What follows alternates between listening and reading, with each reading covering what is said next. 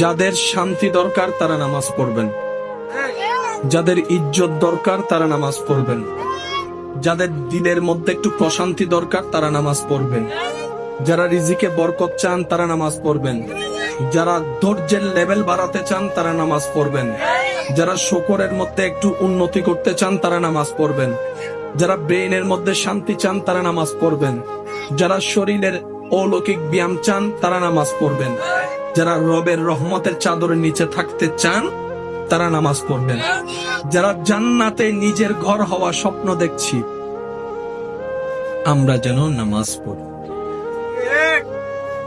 আমি কাউকে জোর করছি না, কারণ জোর করে আর যাই হোক প্রেম হয় না, ভালোবাসা হয় না, মোহাব্বত হয় না, আর প্রেম মোহাব্বত ছাড়া রবের সাথে কোনো কানেকশন হয় না।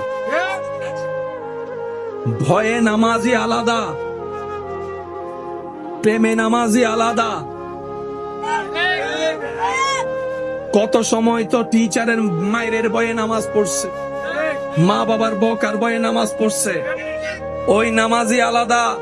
আমাদের দুঃখ মুসিবত দূর করে দেওয়ার ক্ষমতা কার কাছে আছে? আমাদের অভাব দূর করে সচ্ছলতা ফিরিয়ে দেওয়া, আমাদের লসটাকে লাভ পর্যন্ত পৌঁছায় দেওয়া, আমাদের অশান্ত দিলকে শান্তি এনে দেওয়া, গোমরা মুখে হাসি ফুটাই দিতে যিনি পারেন, আওয়াজটা বুলন্দ করে বলুন তিনি কে? সেই আল্লাহ আছে নাকি নাই? আপনার সেই আল্লাহ দেখে কি দেখে না, শুনে কি শুনে না, জানে কি জানে না, দিতে পারে কি পারে না?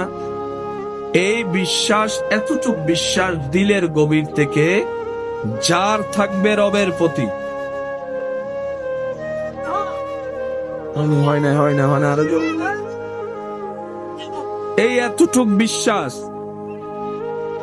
চোখ বন্ধ করে যার হৃদয় থেকে যত মজবুত ভাবে রবের উপর থাকবে যে আমার একজন আল্লাহ আছেন, যিনি রহমান, যিনি রহিম, যিনি গফফার, যিনি সত্তার, যিনি খালিক, যিনি মালিক, সুবহানাল্লাহ বলতে থাকে, যিনি রাজ্জাক, যিনি সত্তার, যিনি আলেম, ওই আল্লাহ যার আছে, ওই আল্লাহ যার স্রষ্টা, ওই সৃষ্টির কখনো টেনশন করতে হয় না, ভাবনা করতে হয় না, পেরেশান করতে হয় না, পেরেশানির মধ্যে থাকতে হয় না। কারণ অন্তর যখন শয়তানি কিংবা দুনিয়ার বিভিন্ন প্রেক্ষাপটে অন্তরকে ভেঙে দেয়, ব্রেনকে নিস্তব্ধ করে দেয়, অন্তর যখন, মন যখন খারাপ হয়ে যায়, ওই ঈমানের স্ফুলিঙ্গ ওইখানে গিয়ে জানাই দেয়, আরে মন খারাপ করস কেন? তোর তো একজন মালিক আছে, তোর তো একজন খালিক আছে, তোর তো একজন আল্লাহ আছে, যিনি ইন্নাল্লাহা আলা কুল্লি শাইইন কাদির। পাথরের ভিতর থেকেও চাইলো গাছ তুলে ফুল ফুটাই ফেলতে পারে।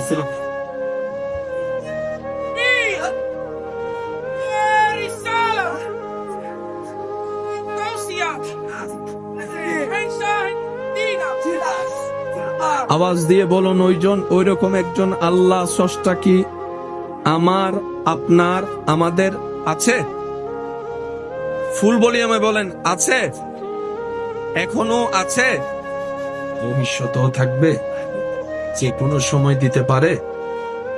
তাহলে আমাদের 2 নম্বরই করার কোনো দরকার, কারো টাকা মেরে খাওয়ার কোনো দরকার, 1 নম্বর জিনিস বলে 2 নম্বর দেওয়ার কোনো দরকার, ওজনের মধ্যে কম দিয়ে লাভের খাতাটার মধ্যে অঙ্ক সংখ্যা যোগ বেশি করার দরকার। যে থাকবে নিজের জীবনের মধ্যে স্বচ্ছতা, তার পরিবারের রিজিকের কখনো কমতি হবে না। 2 নম্বরই করে ইনকাম করা টাকা দেখতে আধিক্যতা দেখালেও ভিতরে কিন্তু উপরে ফিটফাট, ভিতরে এমন এমন জায়গায়, এমন এমন ইস্যুতে সেই টাকা আপনার খরচ হয়ে যাবে, 10,000 টাকার জায়গায় 50,000ও টান দিবে। নতুন নতুন এমন সিচুয়েশন আপনার সামনে চলে আসবে, আপনি ডান বাম আর খত খুঁজে পাবেন না। কারণ কি?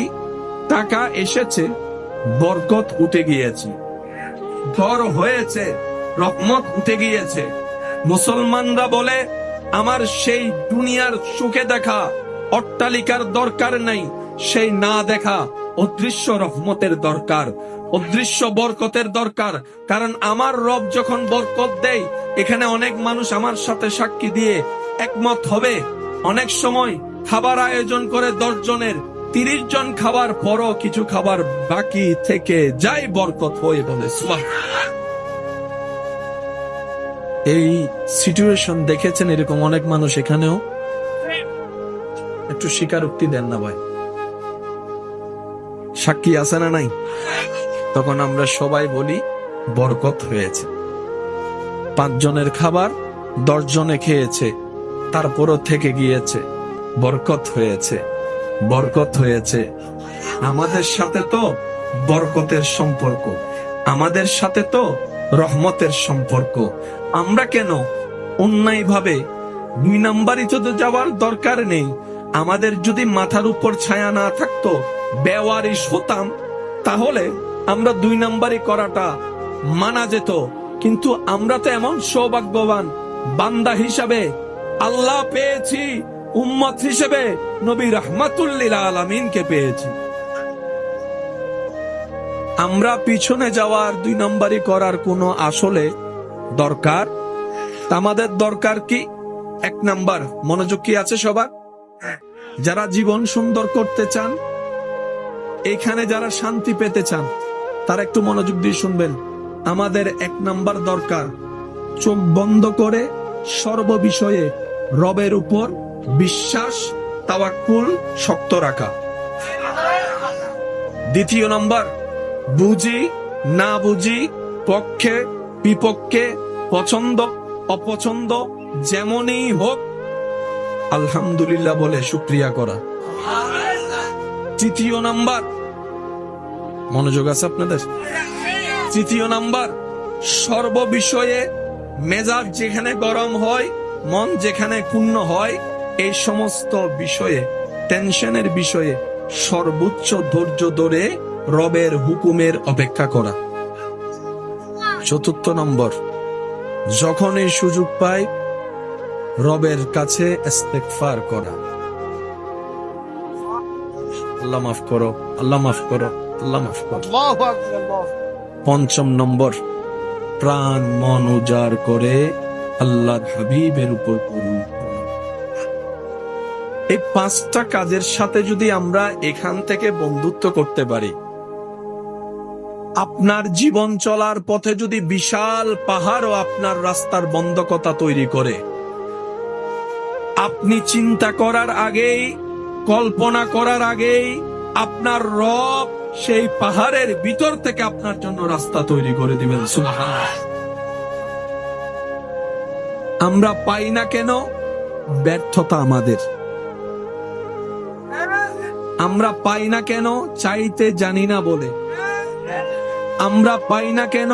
ধরে রাখতে জানি না বলে। আমরা পাই না কেন? আমাদের চরিত্রের সৌন্দর্যতা ফুটাই তুলতে পারি নাই বলে।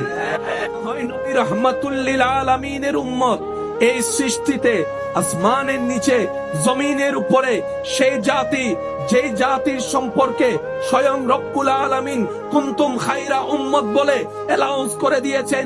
এই জাতি, সেই জাতি, এই দল, সেই দল, যেই দল হাজার অপরাধ করার পরও রব্বুল আলামিনের দরবারে তওবা করার সুযোগ পায়। সুবহানাল্লাহ, আল্লাহু আকবার।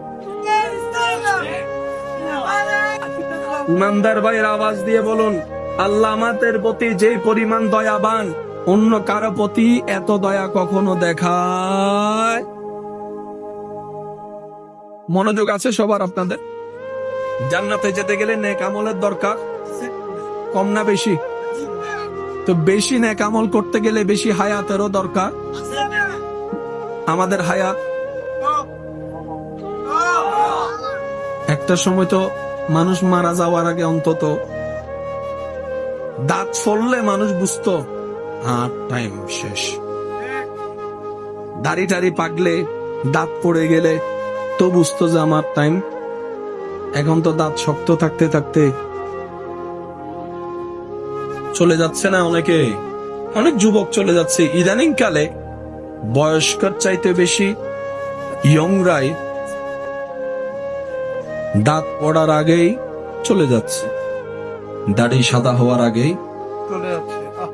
হায়াত একদম অল্প। সেই স্কুলে পড়া, সেই স্কুল জীবন, মক্তবের জীবন, চোখ বন্ধ করলে মনে হয় এই তো কিছুদিন আগেই তো মক্তবে গিয়েছিলাম, এই কিছুদিন আগে তো ক্লাস 2-3-তে পড়েছিলাম, এই কিছুদিন আগেই তো মাত্র স্কুল ড্রেসটা গায়ের মধ্যে লেগেছিল। চোখের পলকে কেমন জানি ক্যালেন্ডারের পাতা পাল্টাতে পাল্টাতে 1995 শেষ, 1999 শেষ, 2000 শেষ, 2005 পাল্টাই গেল, 2010 চেঞ্জ হয়ে গেল, 15 গিয়ে 20 হয়ে এখন 25-এ আছি।